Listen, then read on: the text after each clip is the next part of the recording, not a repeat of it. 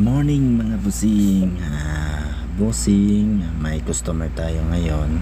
Photon Thunder 2.8 Cummins engine, automatic transmission. Ang problema nito, ayaw mag-start, ayaw din magkambyo. Siguro posibleng sira nito ang shifter. Possible pa lang yan, bossing, ha. Sabi ng customer, pinaayos na daw nila to sa iba, pero ayaw pa rin daw gumana. Kaya nagdesisyon sila dalhin na lang sa kasa.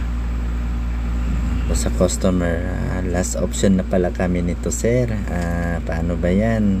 Gawin namin yan.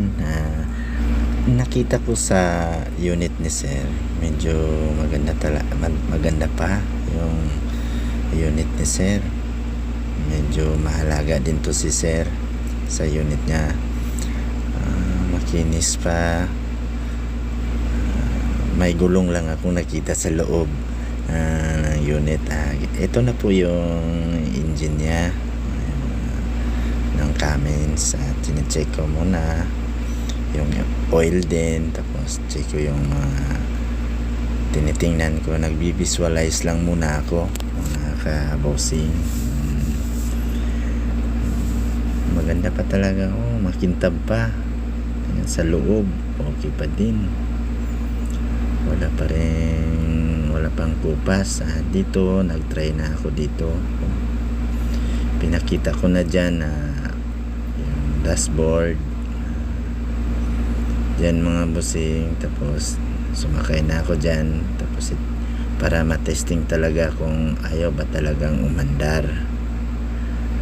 Nagtest ako, inon ko yung ignition, kinakalikot ko yung ayaw talaga kita mo naman dyan mga bossing. Yung shifter tigas din, ayaw talaga. Paano ba ito? Sige. Ito na po bossing, kinuha ko na yung cover sa shifting box. Kinakalikot ko na dyan, tinitingnan ko yung sira dyan, kasi nandyan talaga ang sira.